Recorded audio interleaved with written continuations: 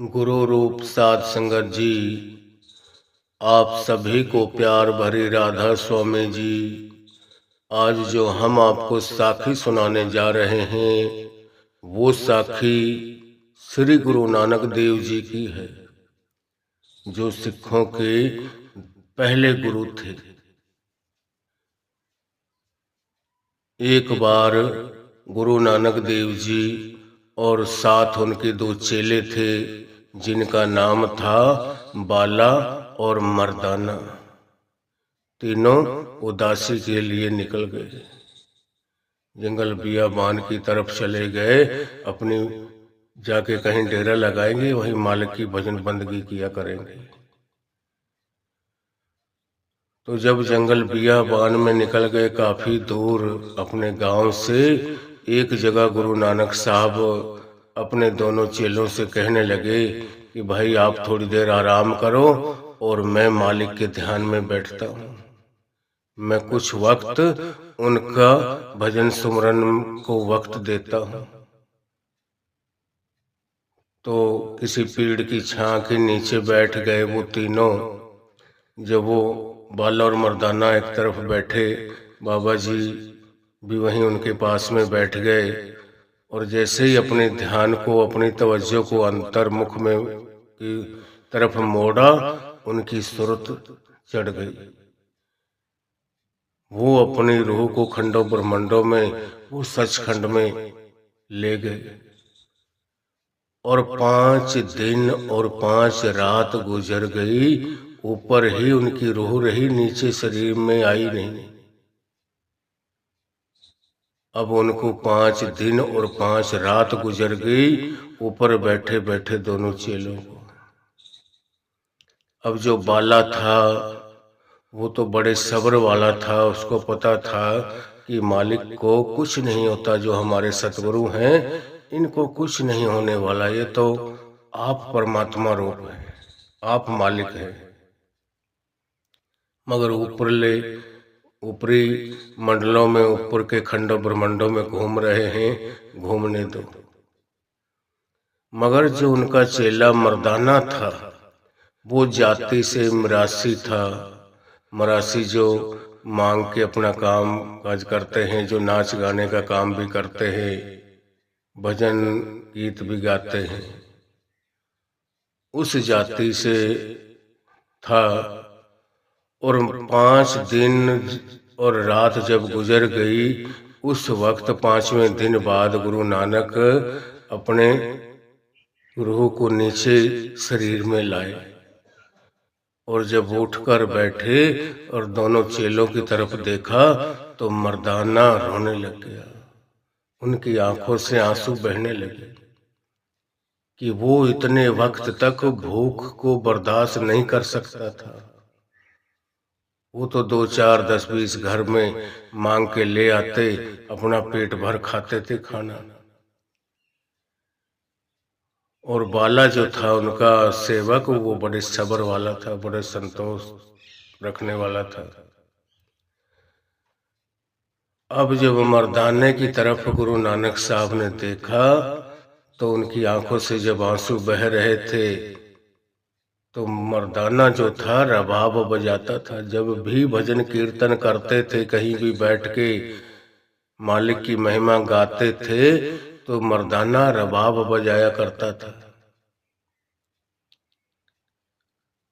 अब वो जो रबाब थी मर्दाना के पास, वो रबाब गुरु नानक साहब के आगे रख दी मर्दाने ने, और कहने लगा कि भूखे भक्त न कीजिए, यह रबाब अपनी लीजिए।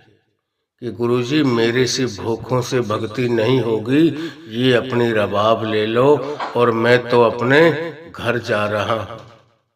मेरे बस का नहीं इतना दुख, इतनी भूख को सहन करना। तो गुरु नानक साहब ने उसको बड़ा रोका, मना किया कि बेटा कोई बात नहीं, आज के बाद में ऐसा कभी नहीं होगा, आपको इतना वक्त कभी नहीं रुकना पड़ेगा, आपको खाना दोनों वक्त जरूर खिलाऊंगा मैं। मगर वो इतना उदास, इतना अपने मन को उचाट कर चुका था कि उसने ठान ली कि बस मैंने नहीं रहना, मेरे को भजन बंदगी ये नहीं चाहिए, मैं तो अपने घर जाऊंगा।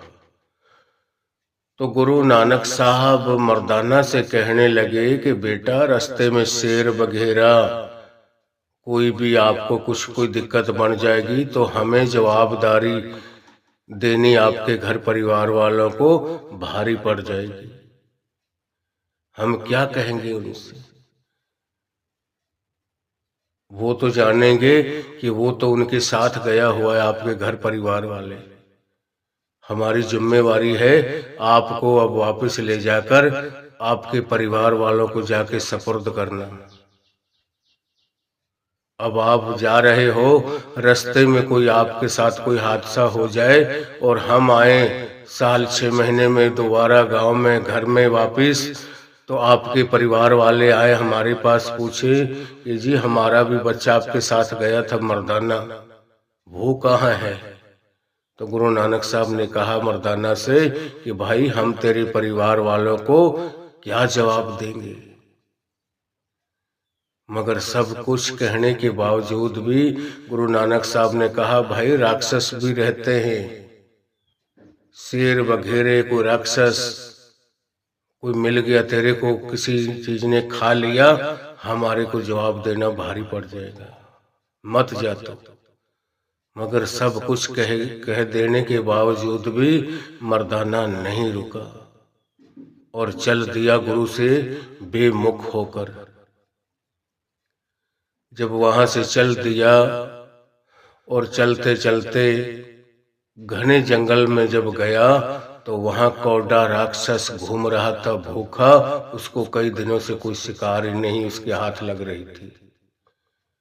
जब उसने मर्दाने को देखा, मर्दाना एकदम उनके सामने चला गया, तो जो मर्दाने का शरीर था एकदम पानी पानी हो गया। उस वक्त उसको अपने गुरु की बड़ी गहरी याद आई कि बाबा आप बचा लो मेरे को यहाँ से, अब तो ये भागने भी नहीं देगा, ये तो इतना बड़ा है कि मेरे को 2 फरलांग भी नहीं जाने देगा, इतने इसकी लंबाई चौड़ाई, इतना तगड़ा शरीर इसका, ये कहाँ भागने देगा। अब उसने भी देख लिया था मर्दाना को, कहीं वो छिप भी नहीं सकता था। अब इधर से मर्दाना जा रहा था, उधर से वो कौड़ा राक्षस मर्दाने की तरफ आ रहा था और मन में सोच रहा था कि आज एक शिकार हाथ लगी तो है, मगर है तो कमजोर, दुबली पतली बहुत, पर चलो कुछ ना कुछ तो बनेगा। तो वो जब मर्दाने के पास गया, मर्दाने को पकड़ लिया और मर्दाना की बाजू को पकड़ के अपने मुंह में डाल लिया, ऐसे कि ऐसे साबत को ही अंदर निकल गया, उसकी जाड़ के नीचे ही नहीं आया, दांत के नीचे ही नहीं आया। वो जैसे हम एक कोई मिठाई की गोली ले लेते हैं या कोई दवा की गोली लेते, ऊपर से पानी का घूंट भर लिया, ऐसे ही सटक गया था उसको। अब मर्दाना जो था उस कौड़ा राक्षस की पेट के अंदर बैठा, अंदर से अरदासें कर रहा है सतगुरु के आगे, गुरु नानक देव जी के आगे, और कह रहा था मन ही मन में कि बाबा जी अगर मैं आपका हुक्म मान लेता तो मैं इस मौत के मुंह में ना जाता। अब तो यहाँ से एक आप ही हो जो मेरे को बचा सकते हो, नहीं और कोई दुनिया की ताकत नहीं जो मेरे को यहाँ से निकाल ले। उधर से गुरु नानक देव अपने समाधि में लीन बैठे हुए थे। एकदम उसकी जब समाधि खुली तो पास में बाला बैठा हुआ था, उनका दूसरा चेला। कहने लगा बाबा जी क्या हो गया, इतना एकदम एक आपने समाधि खोली है जैसे कब कभी से आती है किसी आदमी के, उस तरीके से क्या हो गया। कहने लगा मत पूछ, अब जल्दी चल, अपना सामान संगवा, हम चलते हैं। तो बाला पूछने लगा बाबा जी ऐसी क्या बात हो गई। कहने लगा बात बताने का वक्त नहीं। फिर भी गुरु नानक के मना करने के बावजूद भी बाला हट पकड़ गया। कहने लगा, ना बाबा जी बताओ आप। कहने लगा, वो जो मर्दाना गया था यहाँ से बेमुख होकर, हमने बहुत मना किया था, नहीं उसने एक नहीं सुनी हमारी, कहना नहीं माना, अब जाकर कौड़े राक्षस की पेट में बैठा है और वहां अरदासें कर रहा है कि बाबा जी बचा लो मेरे को, आप ही बचा सकते हो, कोई दुनिया की ताकत नहीं जो मेरे को यहाँ से निकाल ले जाए। तो ये जब संदेशा सुना उस बाला ने गुरु नानक देव जी का, तो वो कहने लगे, गुरु जी उसको मरने दो, कोई बात नहीं, हम नहीं उसको बचाने के लिए जाएंगे। जब वो आपका कहना ही नहीं मानता, उसने आपका कहना ही नहीं माना, तो आज बचाने के लिए जाओगे आप, फिर कल को कहीं ना कहीं वो फंसेगा। जिसने इसी तरीके से ही मरना है उसको हम क्या बचाएंगे, जाने दो, मरने दो उसको, हम नहीं जाएंगे गुरुजी, आप रहने दो। तो गुरु नानक देव ने कहा, बेटा मैंने उसकी माँ को वचन दिया है कि जब तक तू जिंदा है, जब तक मैं इसको मरने नहीं दूंगा। फिर बताना पड़ा गुरु नानक देव जी को कि मैं एक दफा इनके घर के नजदीक से जा रहा था, वहां से गुजर रहा था, तो इसकी माँ आवाज लगा रही थी। ये छोटा सा बच्चा था 8-7 साल का, तो इसकी माँ कह रही थी कि ओ मर जाने घर आ जा, मर जाने घर आ जाओ। मर जाना, माँ जब कई बार बच्चे को बुलाती है, वो खेल में मस्त हो जाता है, तो उसको कई बार दुख भरे शब्दों से भी बोलती है, मगर माँ के जो शब्द होते हैं ना, वो बच्चे को अगर कुछ भी बोल जाती हो, परमात्मा की तरफ से ही बख्शे हुए शब्द होते हैं। वो घटना बच्चे के साथ नहीं घटती, वो काम नहीं होता, चाहे माँ कुछ भी कहती रहे। तो माँ जब इस तरीके से अपने बच्चे को आवाज लगा के बोल रही थी और दुख भरे शब्द बोल रही थी कि मर जाने आ, तूने मेरे को दुख दे रखा है, तो आके रोटी खा ले, खाना खा ले और फिर खेलते रहना, पीछे से कोई कुत्ता बिल्ली लेके चला गया तो मैं कब तक रखवाली बैठी रहूंगी। तो जब गुरु नानक देव पास से जा रहे थे, तो उसने सुनी जब वो लफ्ज गलत बच्चे को इस्तेमाल कर रही थी, कहने लगा, बेटा आप इतना अपने बच्चे को क्यों, आप वहां जाके उसको पकड़ के ले आओ, बुला के ले आओ, दूर से आप इतना गंदा बोल रहे हैं, अपशब्दों का प्रयोग कर रहे हैं, ये आपके लिए ठीक नहीं।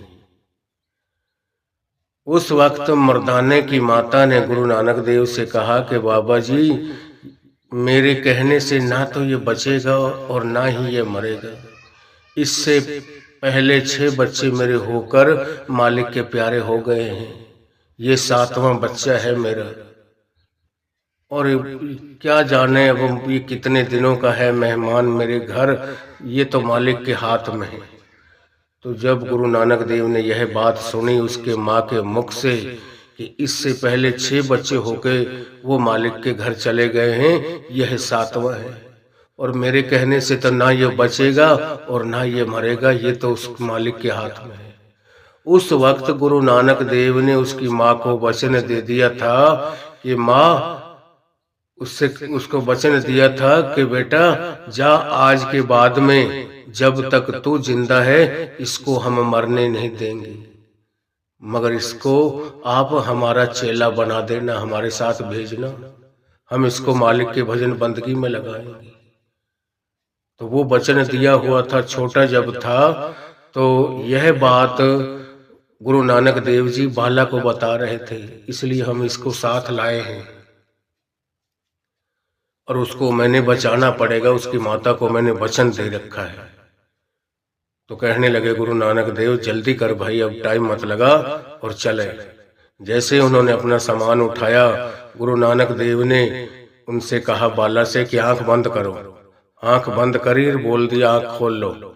इतने में तो कौड़े राक्षस के सामने पहुंच गए। क्यों, गुरु नानक देव पौनाधारी थे, कहीं भी जाना होता तो अपने चेलों से कहते आंखें बंद कर लो और आंखें खोल लो। आंख बंद करने से पहले हिंदुस्तान में होते थे और आंख बंद करके खुलवाते थे गुरु नानक देव, तो मक्के मदीने के अंदर खड़े होते थे एक पल भर में। वो ताकत थी वो उनके अंदर। क्यों? वो शब्द रूप बन जाते हैं। शब्द अपना शरीर कहीं भी 1 मिनट में प्रकट कर सकता है, कहीं भी बना सकता है। वो तो मालिक का रूप हो ही बन जाते हैं। जब वो कौड़े राक्षस के सामने चले गए दोनों, तो गुरु नानक देव ने बाला को पीछे खड़ा कर दिया कि आप यहाँ रुको, इस पेड़ की ओट में खड़े रहे आप, मैं जाता हूँ उनके सामने। अब जब कौड़े राक्षस की निगाह पड़ी गुरु नानक देव जी की तरफ, तो और खुश हुआ कि आज तो तेरा कोई अच्छा शुभ दिन निकला है, आज तो तेरी किस्मत खुल गई। कई दिनों से भूखा घूम रहा था, आज एक शिकार पहले हाथ लग गई, एक दूसरी और आ रही है। तो जब गुरु नानक देव उस कौड़ा राक्षस के सामने गए, तो उसने गुरु उसी तरीके से जैसे मर्दाने को अंदर सटक लिया था, उसी तरीके से गुरु नानक को भी पकड़ा और अपने मुंह में डाल लिया। वो भी उसके पेट के अंदर जब चला गया, अंदर दोनों गुरु चेला इकट्ठे हो गए। अब गुरु नानक देव अपने चेले से पूछता है, मर्दाना से, कि भाई अब तो ठीक है, अब तो खुश है ना तू? तेरे को कितना मना किया था कि भाई मत जा, रास्ते में शेर बघेरे हैं, कौड़े राक्षस जैसे हैं, आपको कोई चीज पकड़ कर खा जाएगी, मार देगी, तो हम क्या जवाब देंगे अपने माँ बाप? और अब तू तो गया ही गया है, अपनी जिंदगी से हाथ धो लिए तूने, तो हमारे ऊपर हमारा भी तूने ढंग लगवा दिया है। हमारे पास तूने इतने दिल से आत्मा से पुकार की है, और हम भी आपके ऊपर दया मेहर करके आपको बचाने के लिए आए हैं। और इस कौड़े राक्षस ने तो अब मेरे को भी निगल लिया है, खा लिया है, अब बता क्या करें? मगर गुरु नानक देव जी का कोई क्या बिगाड़ सकता था? वो तो कुल मालिक थे। वो तो सिर्फ यह बात मर्दाने को कह रहा था कि अब ये क्या जवाब करता है। उसने तो कहा था कि भाई अब तो खुश है, मेरा भी ढंग लगवा के, अगर तो हमारा कहना मान जाता तो इस मौत के मुंह में ना तू आता ना ही मैं जाता। अब बता क्या करें? तो वो शर्मसार से नीचे मुंह करके बैठा कि भाई अब गुरु भी आ गया अंदर, अब क्या करें? कोई बचने की कोई वो ही नहीं है, कोई संभावना नहीं बचने की। तो गुरु जी तो उनका अंदाजा ले रहे थे उनसे खाली कि ये क्या बोलते हैं। तो गुरु नानक देव ने क्या किया, उसके पेट के अंदर बैठे बैठे ने अपनी शक्ति से अपने शरीर को बड़ा करना शुरू कर दिया, और अंदर बैठे बैठे ने अपने शरीर को इतना बड़ा किया, इतना बड़ा करते करते एकदम इतना इसका उस राक्षस का, जो कौड़ा राक्षस था, उसका पेट इतना बड़ा हो गया, उसने अपने शरीर को बढ़ा लिया था ना अपनी शक्ति से। अब उसका पेट फटने के तैयार हो गया, और वो बेहोश होके जैसे ही जमीन पे गिरा कि आज मैं खत्म हूँ, आज पता नहीं मैंने किसको खा लिया है, क्या हो गया है, आज मेरी मुक्ति है। तो जब वो बेहोश होकर जमीन पे गिरा वो कौड़ा राक्षस, तो मुंह ऐसे खुल गया उसका जैसे कि हम बड़े किसी गेट के दरवाजे खोल देते हैं। उसका हलक मुंह फट गया और दोनों के दोनों बाहर निकल गए। पहले गुरु नानक देव आगे निकल गए, पीछे पीछे उनके चेला जो थे मर्दाना, वो भी निकल गए। जब दोनों निकल गए उसके पेट के अंदर से, उसके पेट को शांति मिली। बैठा सोचने लगा कौड़ा राक्षस कि अगर पहले इंसान में कोई ताकत होती तो वो पहले दिखाता, मगर उसमें कोई पावर नहीं है। ये जो बाद में आया है ना, ये है कोई पहुंची हुई हस्ती, और उसको यह भी पता था कि वो ही तेरी मुक्ति करेगा। अब ये कौड़ा राक्षस कौन था? ये राजा जनक का रसोइया था। राजा जनक ने एक बार अपने रसोई में बढ़िया बढ़िया व्यंजन बनवाए, और पंडितों को उन्होंने कहा कि मैं ब्राह्मणों को भोजन करवाऊंगा। अपना साफ सुथरा एकदम पवित्र खाना बनाना उनके लिए। और जब उसने भोजन तैयार किए, उस राक्षस ने, वो उसका रसोइया था उस जन्म में, राजे जनक का, तो उसने उस खाने को सारे को पहले झूठा कर लिया था। उन ब्राह्मणों को खिलाने से पहले चख के देख लिया था कि ये कैसा है, कैसा, कोई चीज कम बढ़ती तो नहीं है। इस बात का राजा जनक को पता चल चुका था कि ये ब्राह्मणों को भोजन करवाने से पहले इसने यह भोजन जो व्यंजन बनाए हैं सबको चखा है, इसने पहले झूठा कर लिया है। अब हम कोई भी चीज साफ सुथरी लेके जाते हैं, पहले हम किसी भी देवी देवता को मानते हैं, गुरुद्वारा मंदिर में जाते हैं, पहले जिस इष्ट को हम मानते हैं उसका भोग लगाते हैं, उसके बाद में हम सबको बांट कर देते हैं। तो उसने पहले उन ब्राह्मणों को खिलाने से पहले खुद खा लिया था। अब इस बात का जब राजा जनक को पता चला तो उसने उसको श्राप दे दिया था कि जा तो राक्षस की जूनी में जाएगा, तूने इतना गलत काम किया है, तो राक्षस की जूनी में जाएगा। तो वो जो रसोइया था उसी वक्त राजा जनक के चरणों में गिर पड़ा और कहने लगा, गुरुजी अब मैं बच नहीं सकता राक्षस की जूनी की में गए बगैर, मगर मेरी अब यह बताओ कि मैं कब, मेरी मुक्ति फिर कैसे होगी। कहते हैं ना, संत वचन पलटे नहीं पलट जाए ब्रह्मांड। संतों के मुख से जो वचन निकलते हैं वो कभी पलटते नहीं। चाहे ये धरती आसमान सब कुछ पलट जाए, मगर संत के मुख से जो वचन निकला हुआ वो कभी पलटता नहीं।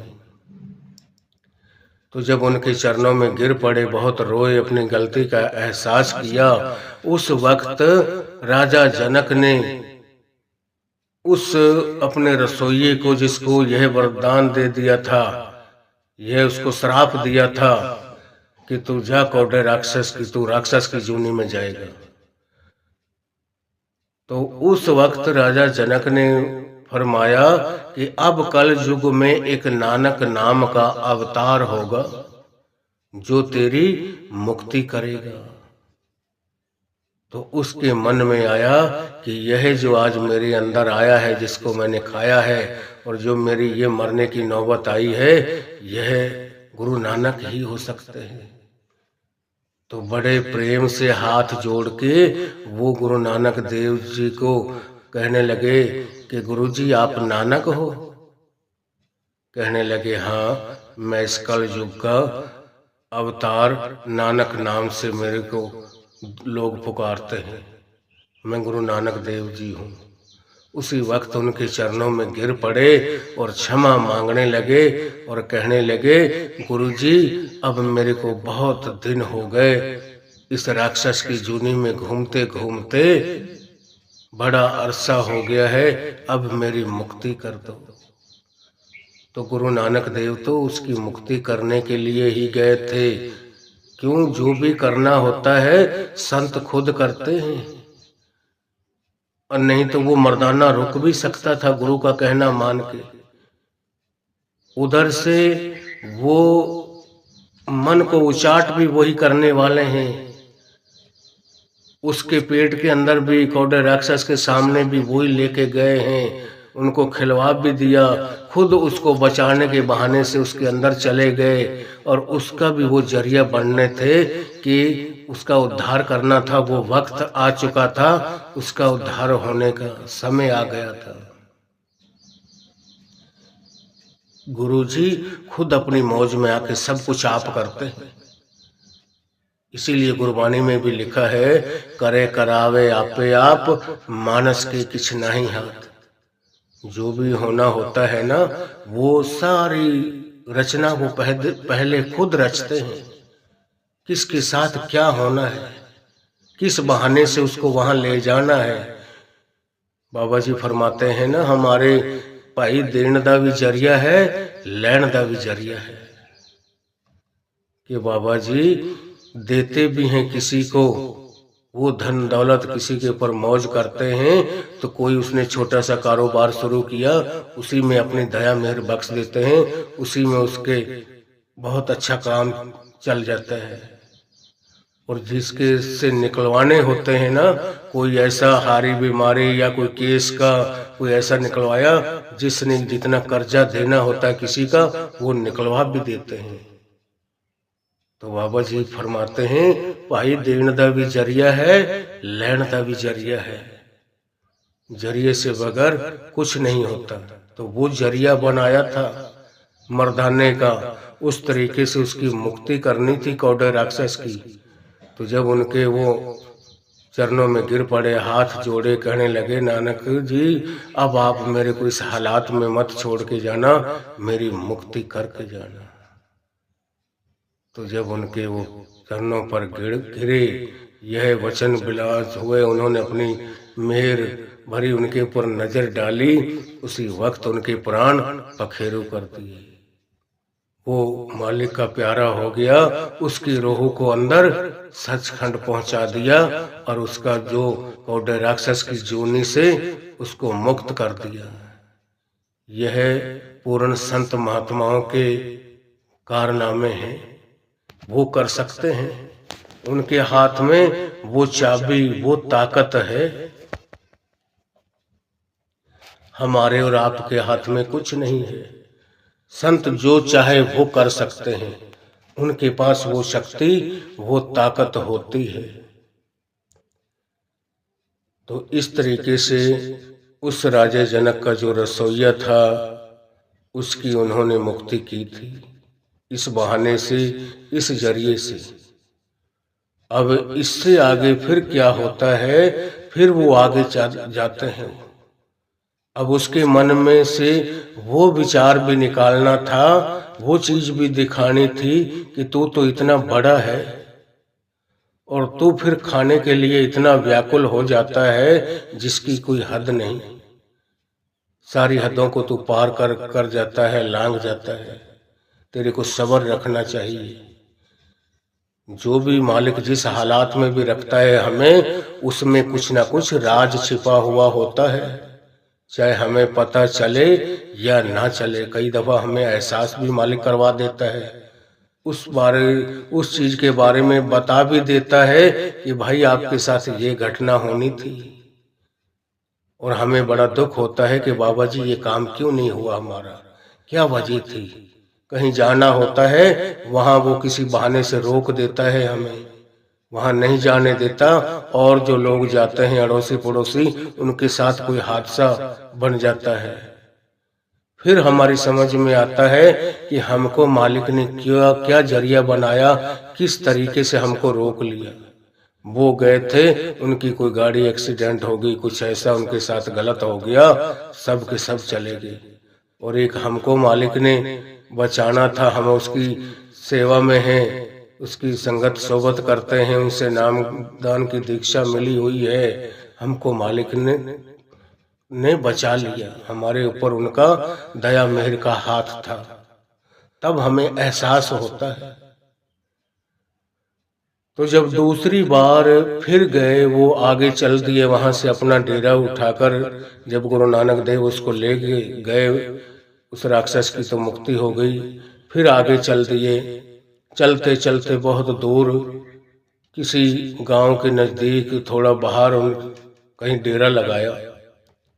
उसको कुछ दिखाना था मर्दाने को कि भाई लोग कैसे कैसे अपना टाइम पास कर रहे हैं, कैसी कैसी उनके आगे परिस्थितियां हैं, उनसे गुजर रहे हैं, यह भी देख ले। यह भी कुल मालिक जो होते हैं, पूरे संत, पूरे गुरु जो होते हैं, वो बात भी उनके सामने जरूर लाते हैं कि आज तो अपने आप को इतना पक्का कर ले। ये छोटे छोटे बच्चों ने किस तरीके से अपनी जिंदगी को डाल रखा है इस परिवार ने। तो जब आगे वहां गए, वहां एक जगह सारा सामान रखवा दिया गुरु नानक देव जी ने, जो भी उनके पास कोई कपड़ा लगता, थैला, जो भी सामान था। आप भजन बंदगी पर बैठ गए। और दोनों अपने चेलों से कहने लगे कि भाई आप दोनों के दोनों जाओ और संत मत का प्रचार करो। क्यों उस वक्त ना तो कोई गुरुद्वारे होते थे, ना कोई सत्संग घर बने हुए हुआ करते थे।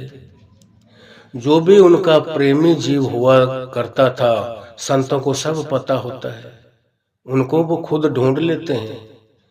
जैसे कबीर साहब ने अपनी वाणी में फरमाया है ना, प्रेमी ढूंढत मैं फिरूं प्रेमी मिले न कोई, जो पै मुख बोले नहीं तो नैन देते हैं रोए।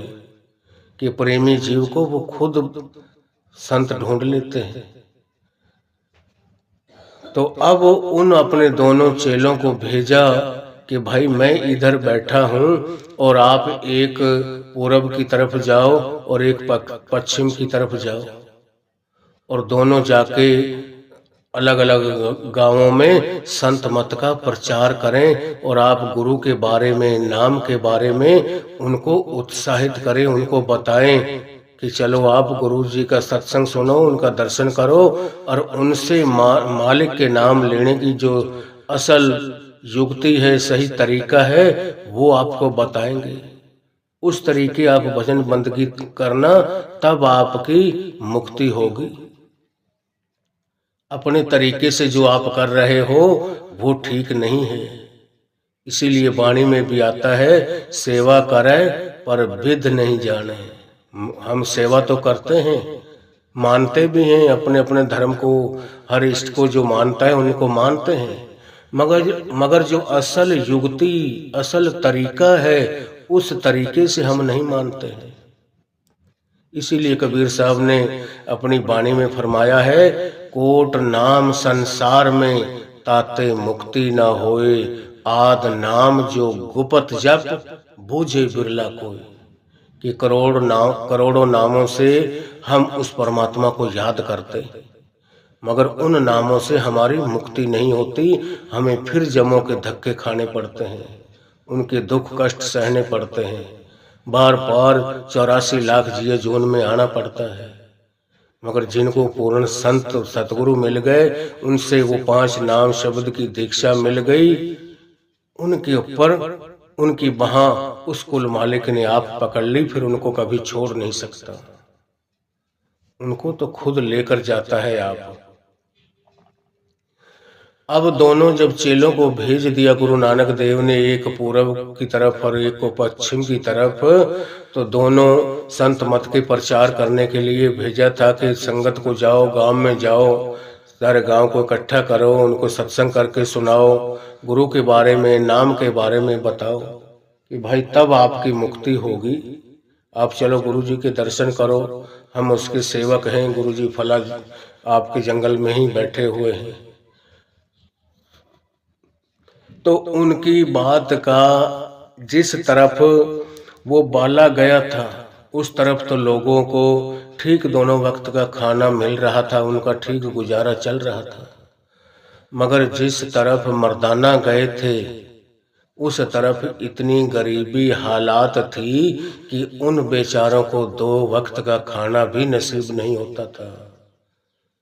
कोई किसी तरीके से अपना गुजारा कर रहा था, एक वक्त थोड़ा बहुत मिल जाता था, दूसरे वक्त ऐसे ही सो जाते थे पानी वगैरह पी के, या कोई गाजर मूली जो हुआ करती थी, देसी रोटी, अनाज नहीं हुआ करता था। आज जितनी हमारी फसल आज के वक्त में हो रही हैं, उस वक्त कहाँ इतनी फसलें होती थी, सारा जंगल हुआ करता था। कहीं कहीं जाके बीच बीच में गांव बसते थे। धीरे धीरे ये सब ने अपने अपने खेत बनाए, सारे झुंड झाड़ को उपाड़ के सब धीरे धीरे फसलें बुआई करने लगे। इनमें फसलें होने लग गई, गेहूं, चना, जौ, ज्वार, जितने भी सारे अनाज हैं सारे पैदा होते हैं आज। उस वक्त कुछ नहीं होता था, अनाज की भी पूर्ति नहीं होती थी, लोगों को खाने की बड़ी दिक्कत थी। आज जो ये व्रत बने हुए हैं, मैं इनके बारे में भी बताता हूँ। ये व्रतों का तो नाम है।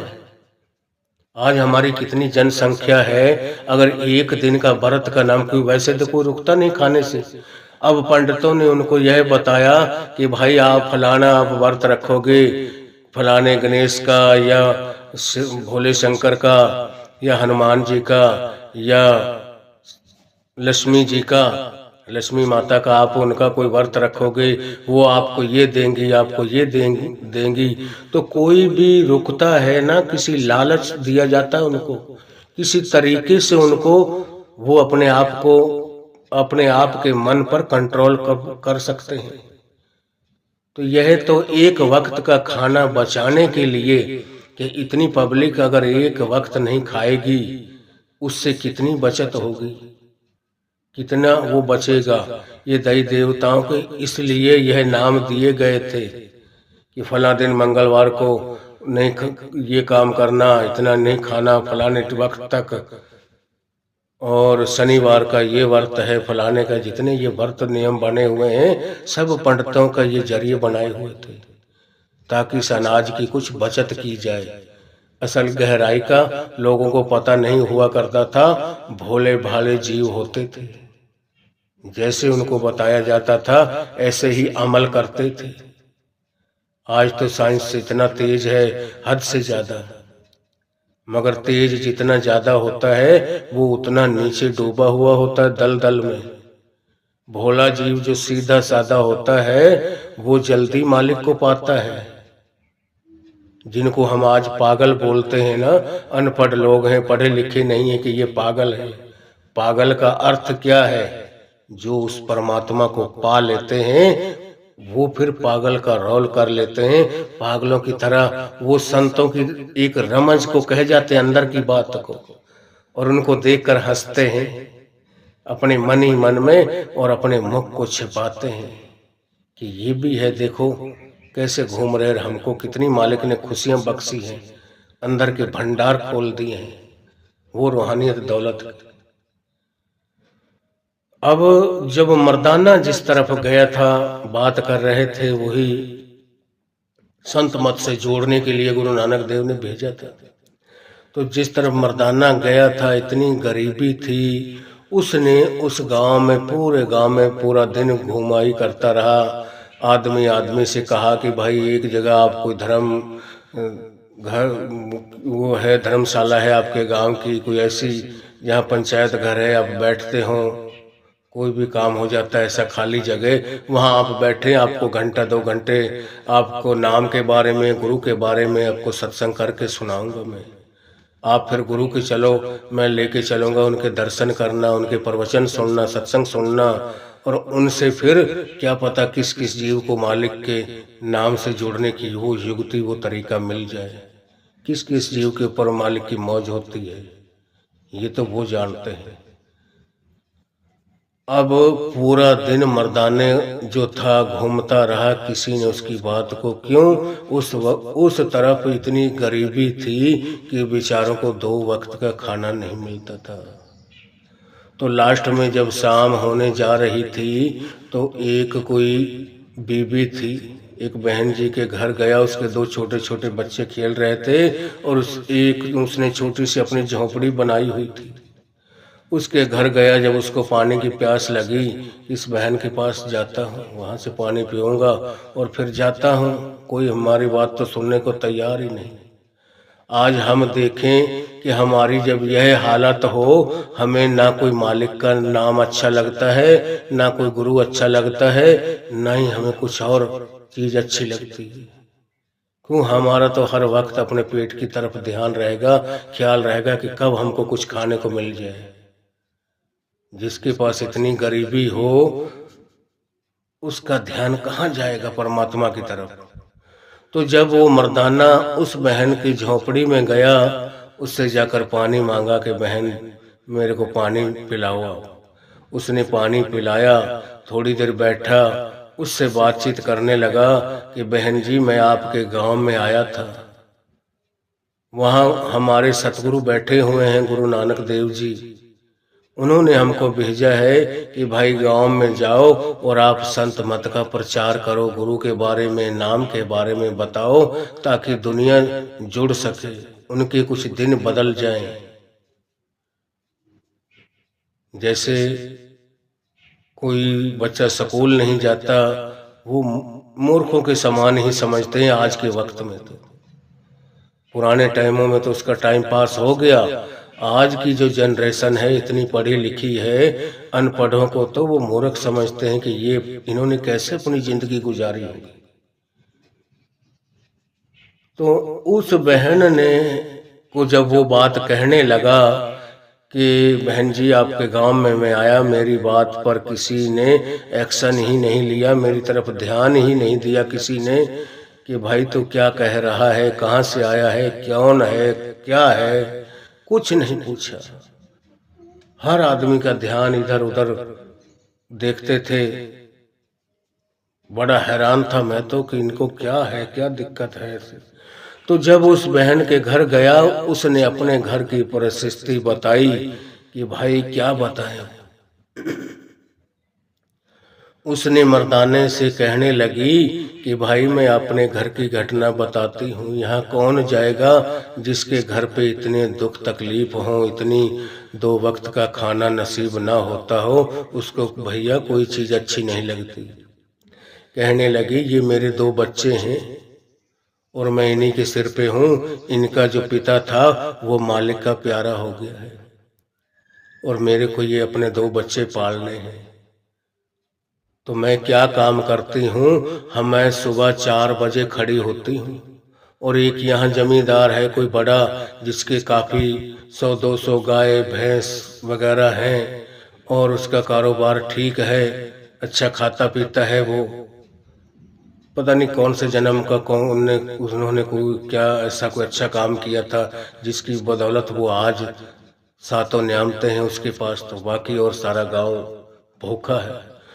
तो कहने लगी भाई मैं उसके पास सुबह 4 बजे चली जाती हूँ, घर से उठकर अपने दोनों बच्चों को सोता हुआ छोड़कर जाती हूँ और उनकी जो गाय भैंसे हैं उनके जाके गोबर कूड़ा करती हूँ, झाड़ू पोछा करती हूँ। उसके बाद में वो खड़े होते हैं, मेरे को वो 2 रोटियां देते हैं और 2 रोटियों को लेकर मैं अपने घर आती हूँ जब तक मेरे बच्चे सोए हुए होते हैं।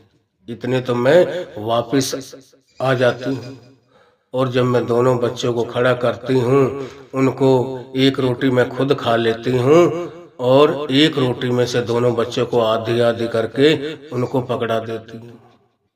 वो बेचारे खा लेते हैं और शाम का वक्त मैं कैसे निकालती हूँ, एक घड़ा जो हम 4-8 आने का गर्मियों में ठंडा पानी पीने के लिए लेते हैं ना, वो जब घड़ा फूट जाता है उस वक्त उस फूटे हुए घड़े के मैं छोटे छोटे टुकड़े बनाकर एक पतीली में डालकर उसमें पानी डाल देती हूँ, फीका पानी, और चूल्हे के ऊपर रख के उसके ऊपर उसके नीचे आंच जला देती हूँ, उसको ढक देती हूँ ऊपर से।